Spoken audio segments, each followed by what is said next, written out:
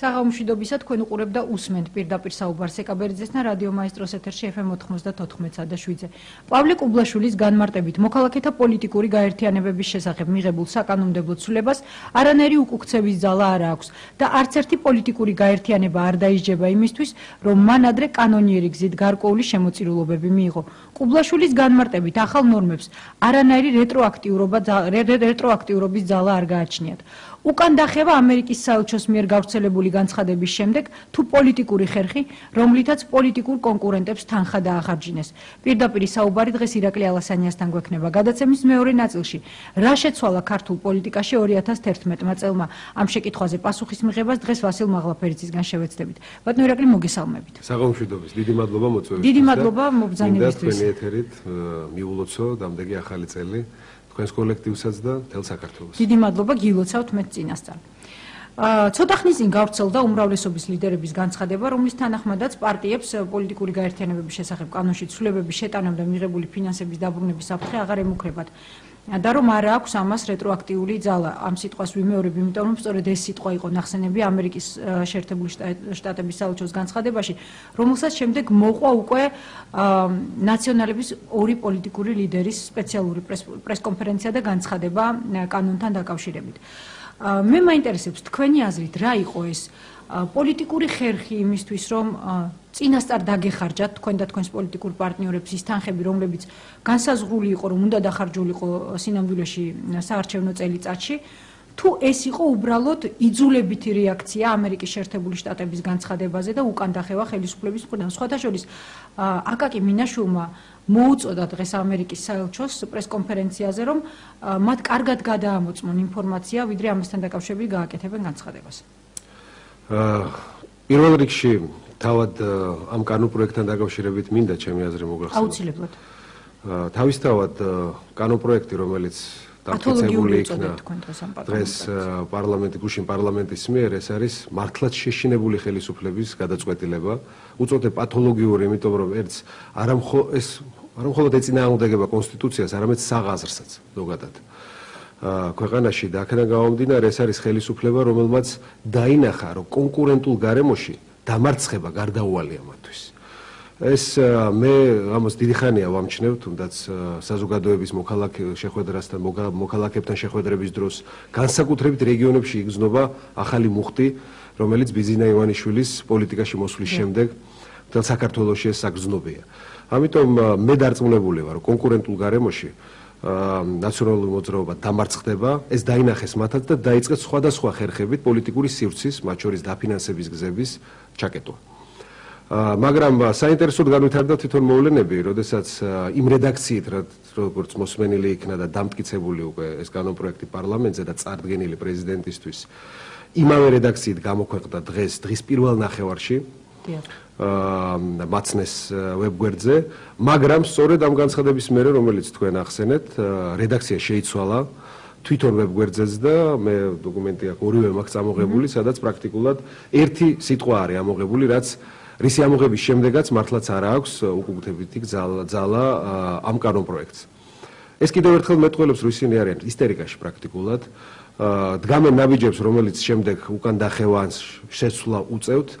და ერთადერთი დასკვნა, რაც აქედან უნდა გამოვიტანოთ ჩვენ ყველა მოქალაქეებმა და არა მხოლოდ პოლიტიკურ პარტიებმა, არის ის, რომ არაერთ სურპრიზს და არა პოზიტიურ სურპრიზს უნდა ველოდეთ ხელისუფლების მყოფი პოლიტიკური ძალის მხრიდან, ნაციონალური მოძრაობის მხრიდან, მაგრამ ჩვენი ამოცანა, რომ არავითარ შემთხვევაში პროცესი არ გავიდეს კანონის გარეთ, არ გადაიზარდოს ეს იმ მოედანზე და კიდევ ერთხელ გულისხმობ ქუჩის მოედანზე, სადაც სააკაშვილი თვლის, რომ მას აქვს მეტი შესაძლებლობა ჩვენი დამარცხების. ჰქონდა თქვენი აზრით ხელისუფლებას ამის სურვილი და მცდელობა, როდესაც ესე ამკაცრებდა კანონმდებლობას და დღითი დღე მკაცრდება და მკაცრდება. ანუ არის თუ არა მათი ერთ-ერთი მიზანი ის, რომ თქვენ გაგიყვანონ კანონის ფარგლებს გარეთ? იმიტომ რომ თავიდანვე პირველივე დღეებიდან, როდესაც ივანიშვილი გამოჩნდა პოლიტიკურ ასპარეზზე, მე დავარქვი იმ დროს სახელისუფლებო ექსტრემიზმი.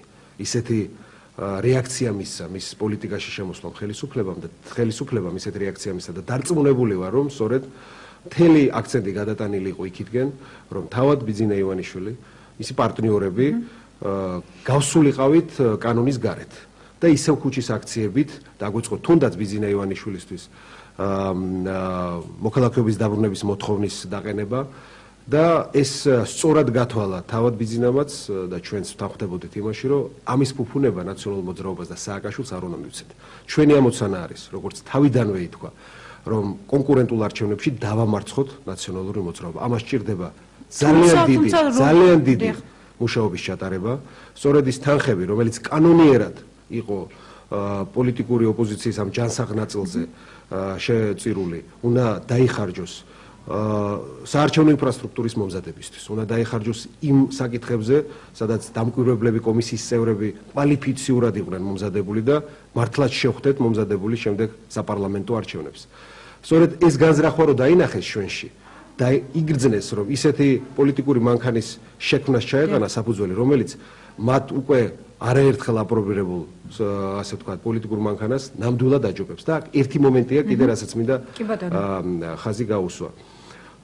ჩვენ ხვდებით ზოგადად ჩვენს ირგვლივ რა მოვლენები მიმდინარეობს. იგივე ჩრდილო აფრიკას რო თავი დავანებოთ, თუნდაც რუსეთში მიმდინარე მოვლენები, რომელსაც ყველა ნორმალური ადამიანი მსოფლიოში მიესალმება, როდესაც საზოგადოება იმ რეჟიმის სისტემის წინააღმდეგ ხმას იმაღლებს, რომელიც მათ თავისუფალი არჩევანის საშუალებას არ აძლევს. მსოფლიო თანამეგობრობა, ამერიკის შეერთებული შტატები, ევროპა, რა თქმა უნდა, ძალიან მაღალ კრიტერიუმებს უყენებს უკვე ყველა არჩევნებს და რუსეთშიც მათ შორის.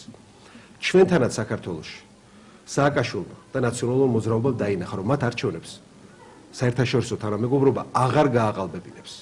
იმ მეთოდებით, რა მეთოდებითაც ყალბდებოდა არჩევნები აქამდე, ამიტომაც გადავიდნენ ისეთი რესურსების შექმნაზე, რაც საშუალებას არ მისცემს პოლიტიკურ სივრცეს ჩაუკეტავს ფინანსების ლეგალურად მოზიდვის. თუმცა დიდი ბოდიში ერთი მცირე შეკითხვა მაქვს. ანუ თქვენი აზრით, ჩვენი სტრატეგიული პარტნიორების, ამერიკის შეერთებული შტატების ადმინისტრაციასა თუ საელჩოების რეაქციები ერთი და იგივე დარღვევებზე დაუშვათ საქართველოსა და რუსეთში, იდენტურია ხოლმე? იდენტური იქნება, იმიტომ რომ არჩევნები სტანდარტი, რომელიც დემოკრატიულად უნდა ჩაითვალოს რუსეთშიც, საქართველოშიც და ნებისმიერ სხვა ქვეყანაში ერთი მიდგომით ყალიბდება. ამიტომაც არის ჩემგან იმიტომ აღვნიშნე, რომ სააკაშვილმა არა მარტო ის დაინახა, რომ კონკურენტულ არჩევნებში მის პარტიას დამარცხება ელეს, არამედ ისიც, რომ მას გაყალბების შესაძლებლობები ხელიდან ერთმება. მაგრამ შეგვიძლია ვილაპარაკოთ კონკურენტულ არჩევნებზე იმ კანონმდებლობის ფარგლებში, რაზეც საუბრობთ უკვე რამდენიმე დღეა. შეგვიძლია საზოგადოების ჩატარდება საერთოდ ჩატარდება არჩევნები ფინანსების გარეშე. დღეს გეთანხმებით, მე დარწმუნებული ვარ, მიუხედავად ამ კაბალური კანონპროექტისა, რომლის განხილვა და პოლიტიკური შეფასებები ამით არ დამთავრდება. ჩვენ ვაპირებთ არაერთი ნაბიჯი გადავთქვათ, როგორც სამართლებრივი ქვეყნის შიგნით, ასევე ქვეყნის გარეთაც, რომ სოფლიომაც ქართულმა საზოგადოებამ პირველ რიგში, მაგრამ სოფლიომაც დაინახოს რეალურად რა სახე აქვს სააკაშვილის რეჟიმს. მაგრამ მიუხედავად ამისა, მე დარწმუნებული ვარ, რომ გამოჩნდება ძალიან ბევრი მოქალაქე, რომელიც პირადი შემოწირულობით დაეხმარება იმ ცვლილების მიღწევას, რომელიც ყველას ერთად გვინდა, რომ შემდეგ საპარლამენტო არჩევნებზე მივიღოთ და ასევე უამრავი მოქალაქე იქნება, რომელიც ენთუზიაზმით დაუდგება გვერდში ამ ცვლილებისთვის მებრძოლ პოლიტიკურ ძალას. მაგრამ ეს ალბათ მოხდება იმ შემთხვევაში, თუ თქვენი ალიანსი გარანტიას მიცემს ხალხს გამარჯვების. რას უპირისპირებთ თქვენ, როგორც პოლიტიკური გაერთიანება, ხელისუფლების ამა თუ იმ ქმედებას? რითი უპირისპირდებით ამას? პირველ რიგში გითხარით, რომ თავარი ამოცანა რაც შესასრულებელია და რასაც დარწმუნებული ვარ, უკვე არსებული რესურსები თავს გავართმევთ, ეს იქნება ძალიან კარგად გაწვრთნილი, დატრეინინგებული, ორგანიზებული და იურიდიული ცოდნით აღჭურვილი დამკვირვებლების მომზადება და თვითონ საარჩევნო უბნებზე კომისიის წევრების მომზადება. ეს ერთი. მეორე, ჩვენ გვაქვს მოლაპარაკება და ვსაუბრობთ და გვაქვს დიალოგი EUTHOS წარმომადგენლებთან, ჩვენ ამერიკელ პარტნიორებთან, ევროკავშირის წარმომადგენლებთან, რომ გრძელვადიანი სადამკვირვებლო მისიები ჩამოვიდეს საქართველოში, რომელიც არა მხოლოდ არჩევნების დღეს დააკვირდება, არამედ დააკვირდება მთელ ეტაპს წინა საარჩევნო კამპანიის. სადაც გათვალისწინებული არის პოლიტიკური ნიშნის ზეწოლის საკითხებზე და ფაქტებზე რეაგირება. ამას ვერ წაუვა ვერსად ნაციონალური მოძრაობა. ეს ესე მოხდება და აქედან გამომდინარე გარკვეული დაცვის მექანიზმები იქნება შემუშავებული. მაგრამ ყველაზე მთავარი არის ის, რომ ჩვენ შინაგანი ნება, პოლიტიკური ნება თითოეულმა მოქალაქემ უნდა გამოვავლინოთ და უნდა გავრისხოთ. დღეს ცვლილებების მიღწევა საქართველოში რისკის და გამბედაობის გარეშე არის შეუძლებელი, იმიტომ რომ ისეთი სისტემა ჩამოაყალიბა სააკაშვილმა, სადაც სამართალს მხოლოდ სასამართლოში ვერ იპოვე. სამართალი და ჩვენ თვითონ სიმართლისკენ ბრძოლით სვლა, ეს უნდა იყოს შინაგანი ჩვენი მოთხოვნილება, შინაგანი ჩვენი გადაწყვეტილება, რასაც საბედნიეროდ ბოლო თვეების განმავლობაში მე ვატყობ ჩვენს მოქალაქეებს. ანუ ეს არის ქართული საზოგადოების გადაწყვეტილება, რომ კმარ უკვე დროა სააკაშვილის ხელისუფლება შეიცვალოს. დროა 2013 წლის შემდეგ სააკაშვილი აღარ იყოს პრეზიდენტი, იყოს ჩვეულებრივი მოქალაქე. და დროა შემდეგი პარლამენტი იყოს მრავალპარტიული. არა ერთპარტიული, არა მხოლოდ ორპარტიული, არამედ მრავალპარტიული. ეს ჭირდება ჩვენ საზოგადოებას და ჯანსაღ დემოკრატიას დღეს, რომ საზოგადოების თითქმის ყველაფერის სურვილი და ასე ვთქვათ, მოთხოვნა დაკმაყოფილებული იყოს პარლამენტში მათი წარმომადგენლების მიერ. ერთ დავამატებ. ისეთი საპარლამენტო წარმომადგენლობა გვჭირდება, სადაც კონკრეტული მაჟორიტარი, თუ ამა თუ იმ რეგიონის წარმომადგენელი ამ რეგიონის პრობლემებზე ილაპარაკებს სოფლის მეურნეობის საკითხებზე, რაც იმ რეგიონს კონკრეტულად აღელვებს. მე 200-მდე სოფელი მოვიარე ბოლო თვეების განმავლობაში. აი ვერ დაიჯერებთ. არც ერთი შემთხვევა არ ყოფილა, როდესაც მე ვეკითხებოდი მოქალაქეებს, რომ თუ გახსოვთ თქვენი მაჟორიტარი, თქვენი დეპუტატი, თქვენი პრობლემები დაკავებული იყოს პარლამენტში. არც ერთ რეგიონში არ უთქვიათ, რომ მათ წარმოადგენს მათი პარლამენტი. თუმცა საქართველოს პრეზიდენტი საწინააღმდეგო სამტკიცებდა იმ პერიოდის მანძილზე, როცა მაჟორიტარული სისტემის გაუქმებაზე ესაუბრებოდა რვიანი. სააკაშვილს მარტო საკუთარი ოცნების ასრულება უნდა და ნაციონალურ მოძრაობას. ჩვენ გვინდა, რომ თითოეულ მოქალაქეს თან ერთად ავისრულოთ და ავიხდინოთ საქართველოს ოცნება და ეს არის დიდი განსხვავება, რასაც დამწუნებული ვარ საზოგადოება დაინახავს. ბატონო ერეკლი, თუ პარლამენტში უმრავლესობით ვერ შევალთ, ეს არ იქნება ტრაგედია, ჩვენ ყველა ძალასთან ვითანამშრომლებთ, მათ შორის სააკაშვილთანაც. ეს არის ციტატა თქვენი ინტერვიუდან, რომელიც გამოაქვეყნა საქართველოს და მსოფლიომ, რომელსაც მოყვა აჟიოტაჟი, მოყვა შემდეგ თქვენი პრესამდინოს განცხადება იმ შესახებ, რომ ინტერვიუში იყო შეცდომა და არაპირებთ სააკაშვილთან თანამშრომლობას. მე მაინტერესებს, არც ერთ ვითარებაში არ უშვებთ სააკაშვილთან თანამშრომლობის პერსპექტივას, თუმცა პირდაპირ საუბარი ამ თემაზე, მოდით სარეკლამო ბლოკის შემდეგ გავაგრძელოთ, გადაცემაში რეკლამის დროა.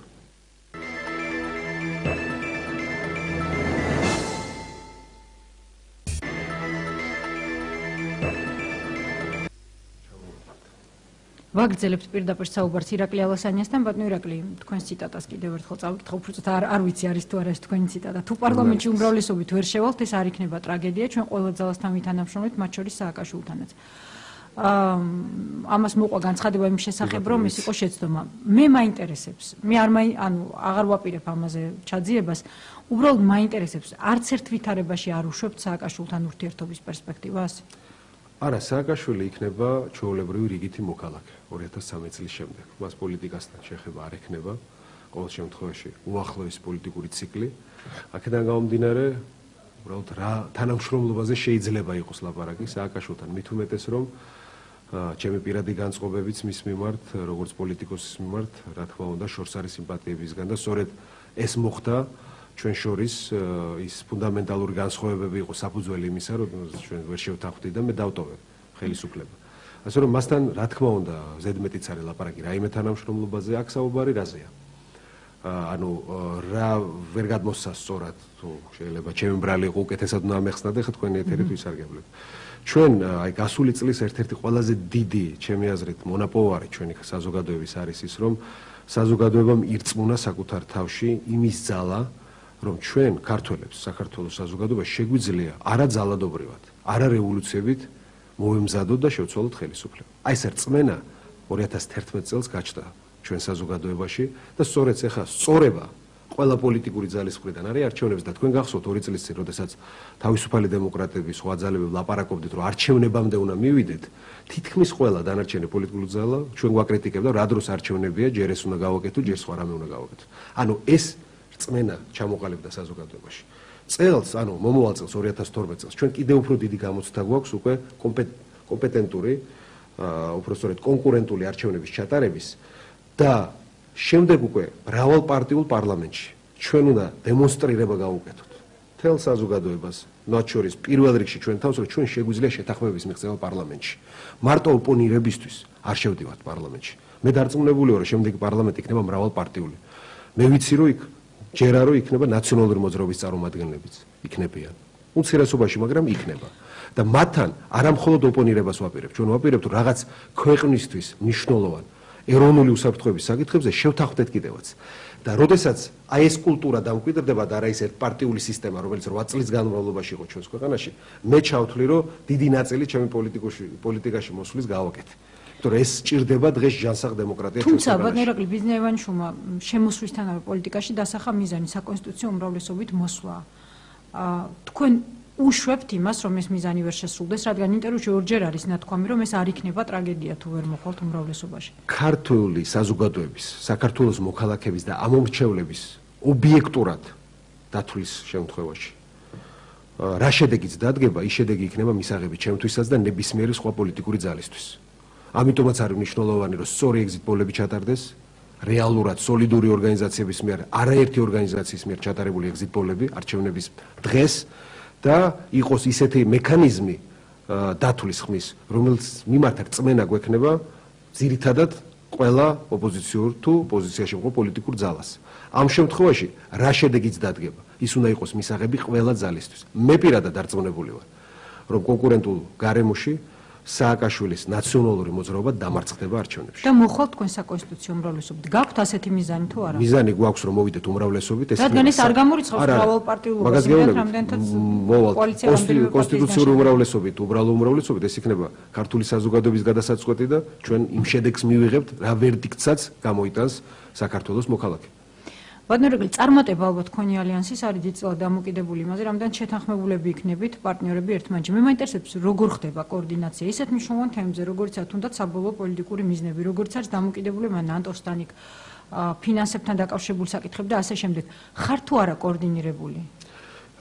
მე თუნდაც დღესაც გქონდა არაერთ საათიანი შეხვედრა ჩემს პარტნიორებთან, ბიძინასთან, დათოსთან. ჩვენ ესეთი შეხვედრები ხშირად გვაქვს და რაც მთავარია, არა მხოლოდ რაღაც ფუნდამენტურ საკითხებზე შეთანხმებები დიდი ხანია მიღწეული. ჩვენ ახლა პრაქტიკულ სიფტყეში გადაგვაქვს სამუშაო, ეს იქნება თემატური ჯგუფი, ეს იქნება კონკრეტულად მომზადება შემდეგი წლის, ასე ვთქვათ, საარჩევნო ინფრასტრუქტურის და მე პრაქტიკულად შემიძლია ვთქვა, რომ დაახლოებით იანვრის შუა რიცხვებიდან უკვე ეს სამუშაოები დაიწყება ყველა რეგიონში, ხაზს უსვამ, ყველა რეგიონში, არა მარტო თბილისში და ჩვენი ამოცანა და მიზანი დავისახეთ, რომ ჩვენ მზად ვიყოთ არჩევნებში გასამარჯვებლად მაისის თვეში. ანუ ის სპეკულაციები, რომელიც იყო, რომ შეიძლება მაისში დაინიშნოს არჩევნები, ამან გვაფიქრებინა, თუ ერთადერთი რასაც დარწმუნებული უნდა ვიყოთ, რომ სააკაშვილი დგამს არალოგიკურ ნაბიჯებს. ასე რომ შეიძლება ეს ნაბიჯიც გადადგას, როგორიც იყო თუნდაც დღეს ამ დღეებში ეს კანონი, რომელიც გატანილი იქნა პარლამენტში, ამიტომ ჩვენ მზად უნდა ვიყოთ მაისისთვის. თუმცა მე პირადად მგონია, რომ არჩევნები ჩატარდება ისე, როგორც დაგეგმილია, ეს როგორც არის დაწერილი კონსტიტუციით. ძირითადი ახლა რაც უნდა მოხდეს არის უახლოეს პერიოდში შეიქმნას და ჩამოყალიბდეს ბიძინა ივანიშვილის პოლიტიკური პარტია. თქვენ მოქალაქეობასთან დაკავშირებულ საკითხებს ადევნებთ თვალყურს დღეს დაიწყო პროცედურა ბიძინა ივანიშვილმა ჩააბარა საკუთარი პასპორტი საფრანგეთის, დაიწყო პროცედურები საფრანგეთის მოქალაქეობის დატოვებასთან დაკავშირებით.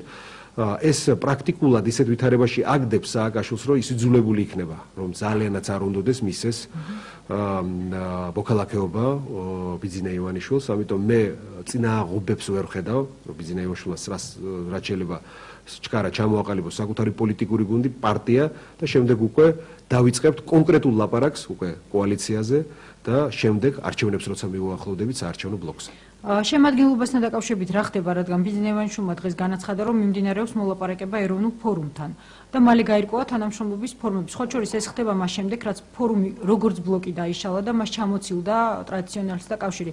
ანუ მიჩნდება კითხვა, აკაკი ასათიანი იყო მიუღებელი ფიგურა, რადგან მხოლოდ ამის შემდეგ უკვე კონკრეტულად თქვა დღეს ბიძინა ივანიშვილმა, რომ მათთან საუბრობს. არა, მე ვიტყოდი, რომ ეს ბლოკის თუ კოალიციის დაშლა ეს არის თვითონ კოალიციის სუბიექტების გადაწყვეტილება და დამერწმუნეთ, რომ არანაირი კავშირი კონკრეტულად მათი ბლოკის დაშლასთან ჩვენ არ აგვაქვს, არც ბიძინას. რაც შეეხება საუბარს და დიალოგს, ჩვენ დიდი ხანია ვლაპარაკობთ ფორუმელებთან. ფორუმი ჩვენი პარტნიორი ორგანიზაცია თითქმის ბოლო 2 წლის განმავლობაში რაც კი დაატრიალდა საქართველოში, ჩვენ მქონდა სულ მუდმივად პარტნიორული ურთიერთობები. რა ფორმა შეიძენს თანამშრომლობა, ის იქნება დამოკიდებული, რა თქმა უნდა, თავად ფორუმზეც და ჩვენზე და მოლაპარაკების პროცესზე. ჯერ ნაჩქარევი ნაბიჯების გადადგმა არ არის საჭირო და არ ვჩქარობთ. ჩვენ გვაქვს საუბარი, დიალოგი, საკმაოდ კეთილგანწყობილი, ბუნებრივია და მე მგონია, რომ მომავალ თვეს, ანუ ახალი წლის დასაწყისში უკვე რეალურად გაირკვევა რა სახის თანამშრომლობა იქნება ფორუმთან. ბატონო ირაკლი, ბოლოს ჩატარებულმა გამოკითხვებმა პრინციპში ცხადა დაჩვენა ის, რომ ბიზნეს ივანიშვილმა, მისმა არ შექმნილმა პარტიამ და მოკლედ ახალმა ოპოზიციურმა ცენტრმა პრინციპში მოიპოვა ოპოზიციური ამომრჩეველების ხმების საკმაოდ დიდი უმრავლესობა, თუმცა თქვენს მხარეს ჯერ არ არის ის ამომრჩეველი, ვინც ნაციონალურ მოძრაობას უჭერს მხარს. გაქვთ თუ არა კონკრეტული გეგმა იმასთან დაკავშირებით, ან გაქვთ თუ არა ვერსია იმასთან დაკავშირებით, რა შემთხვევაში მოხდება თქვენთან ნაციონალების ამომრჩეველი? ეს იქნება ალბათ თქვენი გამარჯვების ყველაზე მთავარი წინაპირობა. სწორად ბრძანებთ, როცა იძახით, რომ შუაში მდგომი ამომრჩეველი, ან ის ამომრჩეველი, რომელიც ასე ვთქვათ, ნაწილობრივ მხარს უჭერს რეალობას, რომელიც შექმნილია საქართველოში, მაგრამ უნდა რომ უკეთესი დაინახოს, ამაზე დიდწილად იქნება დამოკიდებული, რომელი პოლიტიკური ძალა მოიპოვებს უმრავლესობას. და ბუნებრივია ჩვენ ამაზე ვზრუნავთ. პირველი და მთავარი, რაც მინდა განვაცხადო, რაც გულწრფელად არის ჩემი ასე ვთქვათ, და მიდგომაც არის ბიზნეს მიდგომაც, დათოს მიდგომაც არის მდგომარეობს იმაში, რომ სახელმწიფო ბიუროკრატია, ის ადამიანები საჯარო სამსახურში მუშაობენ, მათ არ უნდა შეეხოს ეს პოლიტიკური ცვლილება. საუბარი მაქვს საშუალო და დაბალი რგოლის თანამშრომლებზე, იმ ბიუროკრატიაზე და იმ საჯარო სამსახურზე, რომელიც ამოქმედებს და ამუშავებს სახელმწიფოს. და საკმაოდ კარგი ცოდნა, გამოცდილება დაგროვდა იმ ახალგაზრდა საჯარო სამსახურის მოხელეებში, ვინც ბოლო 8 წლის განმავლობაში მუშაობდნენ ამ მიმართულებებით. ეს იქნება შინაგან საქმეთა სამინისტრო, თავდაცვის სამინისტრო, საგარეო საქმეთა სამინისტრო, ეკონომიკა, ნებისმიერი, არ მინდა რომ ჩამოთვალო, რომ ვინმე არ გაუმჩეს. ამიტომ მათ უნდა კონდეთ განცდა იმ გარანტიის, რაზეც გარანტია ახსენეთ, რომ რა გარანტიის განცდა უნდა კონდეთ მოქალაქეებს, მაგრამ პირველ რიგში, როდესაც საუბრობთ მემკვიდრეობითობაზე, აუცილებელია, რომ საჯარო სამსახურის მოხელეებს კონდეთ განცდა იმისი, რომ გააგრძელებენ მუშაობას საკუთარ სამსახურებში, მათ საქმიანობას კიდევ უფრო დააფასებს შემდეგი პოლიტიკური ხელმძღვანელობა იმით, რომ მათ აღარასდროს აღარ მოთხოვს უერთგულოს კონკრეტულ პოლიტიკურ პარტიას. აღარასდროს აღარ მოთხოვს მათ, რომ შეაგროვოს მისი მეზობლების და ნათესავების სიები, პასპორტის მონაცემები და მოიტანოს სამსახურში, რაც დღეს ხდება. აი კონკრეტულად, როდესაც ჩვენ ვლაპარაკობთ, დღეს ხდება, ესეთი მოთხოვნები აქვს საჯარო მოხელეების დიდ ნაწილის მიმართ წარდგენილი, რომ პირადი ნომრები მოიტანონ. მიიტანონ კუდში, სოდში და სხვა ესეთ ოპერატიულ სამსახურებში. და აღარასდროს აღარ ექნებათ ვალდებულება, რომ რომელიმე გამარჯვებულ კონკრეტულ პარტიას უერთგულონ. მათი ერთგულება უნდა იყოს სახელმწიფოს და კანონის მიმართ. აი ამაში უნდა დავარწმუნოთ ეს ერთი, მეორე. ყველამ უნდა დაინახოს, რომ საქართველოს არასდროს არ დაბრუნდება იმ წარსულში, რომელიც ჩვენ გვქონდა თუნდაც კომუნისტების დროს და შემდეგ უკვე იმ არეულობის 90-იან წლებში. განცდა მეც თქვენს ნებისმიერ მოქალაქეს, განსაკუთრებით ახალგაზრდებს უნდა გაუჩინოთ იმის განცდა, რომ საქართველოს მიდის წინ, პროგრესისკენ. ბევრი რამ ჩვენს ქვეყანაში უნდა ვაღიაროთ ბოლო 8 წლის განმავლობაში გაკეთდა. ის უნდა შენარჩუნდეს, ის არ უნდა დაინგრეს. რაც გაფუჭდა, სწორედ იმის გამოსწორებაზე უნდა ვიყოთ ჩვენ ყველანი გადართული. ეს იქნება სოფლის მეურნეობა, ეს იქნება მართლმსაჯულება, ეს იქნება 300,000 პრობაციონერი, ეს იქნება ამდენი უსამართლო ჩამორთმეული ქონების პატრონი. ამიტომ რაც გაკეთდა, ის უნდა შენარჩუნდეს და ახალი პროგრესისკენ, დასავლეთისკენ, ევროპისკენ უნდა წაიყვანოს. და ბოლოს, განვლილი წლის ბოლოს მე მაინტერესებს, როგორ ფიქრობთ, რა შეიცვალა ქართულ პოლიტიკაში 2011 წელს? გიგა ბოკერია მაგალითად მიიჩნევს, რომ ზოგიერთმა პოლიტიკურმა პარტიამ დამოუკიდებლობა დაკარგა. მაქვს ეჭვი, რომ თქვენ გულისხმობდათ. რა შეიცვალა სინამდვილეში ქართულ პოლიტიკაში? გიგა ბოკერის ნათქვამის გამოცნობას არ შეუდგები. ერთი რამ არის, სამი რამ შეიცვალა ჩემთვის. პირველი, როგორც მოგახსენეთ, ჩემთვის 2011 წელი იყო გადამწყვეტი, რომ დამენახა ქართული საზოგადოების პოლიტიკური ნება, ჩამოყალიბებული, რომ ჩვენ უკეთესად შეგვიძლია ჩვენი თავის მართვა და უკეთესად შეგვიძლია ცვლილების გაკეთება ჩვენს ქვეყანაში. არა ძალადობრივად და არა რევოლუციონერად, ეს ერთი. მეორე, ნაციონალურმა მოძრაობამაც დაანახა თავისი ავტოკრატიული სახე, მთლიანად თავისი მთელი შემადგენლობით საერთაშორისო თანამეგობრობასაც და ქართულ საზოგადოებასაც იმ სახელისუფლებო ექსტრემიზმის გამოვლინებით, რაც ბოლო თვეების განმავლობაში ჰქონდა ადგილი. და ასევე დაანახა საკუთარი სახე იმ ოპოზიციამ, რომელიც რეალურად არის ან ლიბერალური, ან აგრესიული ნაწილი ნაციონალური მოძრაობის. სხვანაირად მე მათ ვერ დავარქმევ. განსაკუთრებით იმათ, ვინც ყველაზე კრიტიკულ მომენტში, როდესაც მოლაპარაკებები მიდიოდა ხელისუფლებასთან საარჩევნო გარემოსთან დაკავშირებით, დაიჭირა ნაციონალური მოძრაობის მხარე. და მესამე, და ყველაზე მნიშვნელოვანი ალბათ დამეთანხმებით ეს იყო ბიძინა ივანიშვილის გადაწყვეტილება, გამხდარიყო ქართული პოლიტიკის ნაწილი, გამხდარიყო ის ლიდერი, რომელმაც აანთო უდიდეს ნაწილში ქართული საზოგადოების ის იმედი ცვლილების, რომელიც გაგვამარჯვებინებს მომავალი წლის საპარლამენტო არჩევნებში. ძალიან დიდი მადლობა. პირიქით, ირაკლი დიდი ავასიანი მადლობა, იყო ეკა. ჩვენი სტუმარი. გადაცემაში რეკლამის დრო, რეკლამის შემდეგ ვასილ მაღლაფერიძესთან ერთად დავბრუნდებით.